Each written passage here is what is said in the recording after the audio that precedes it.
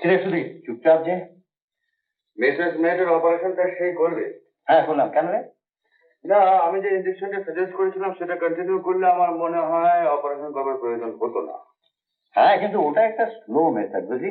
আর তাছাড়া কান্তি ভাই দেরি করে রিস্ক নিতে চাইলেন না। কান্তি ভাই দেরি করতে চাইলেন না, না আমরা দেরি করতে চাইলাম না, কোনটা? কেন, আমাদের কি সাধ্য? আমরা বড় লোক হবো, প্রচুর অর্থ রোজগার করবো।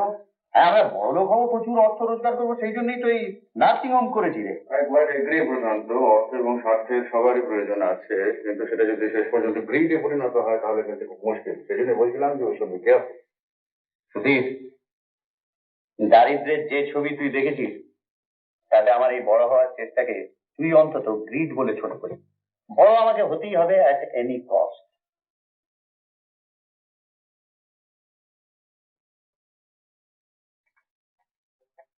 কান্তি ভাই এই 2000 টাকা চেকটা পাঠিয়ে দিয়েছি।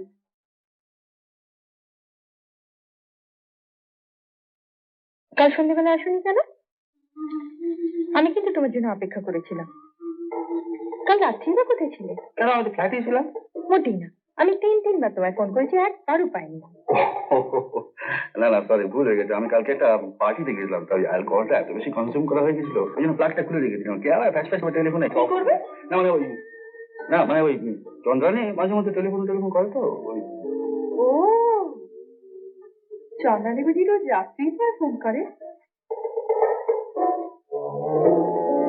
আচ্ছা, মহিলার সাথে তোমার সম্পর্কটা কিরকম বলো?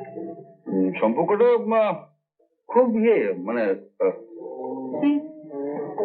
মানে খুব গোলমেল।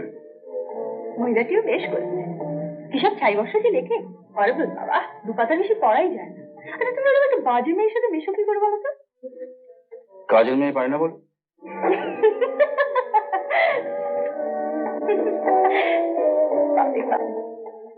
সব কিছু জানো শুধু, সেদিন পার্টির পর থেকে না আমার জীবনে সব কিছু কিরম পাল্টে গেছে, সব কিরম ভালো লাগতে আরম্ভ করেছে। কেন হঠাৎ সবকিছু ভালো লাগছে কেন?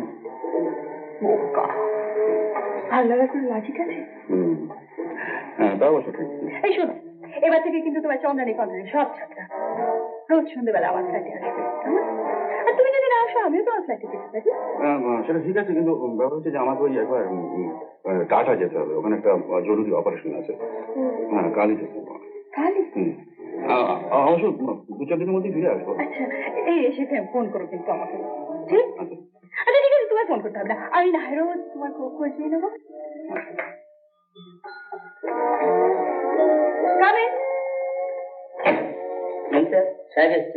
এবারে পাঠিয়ে দাও,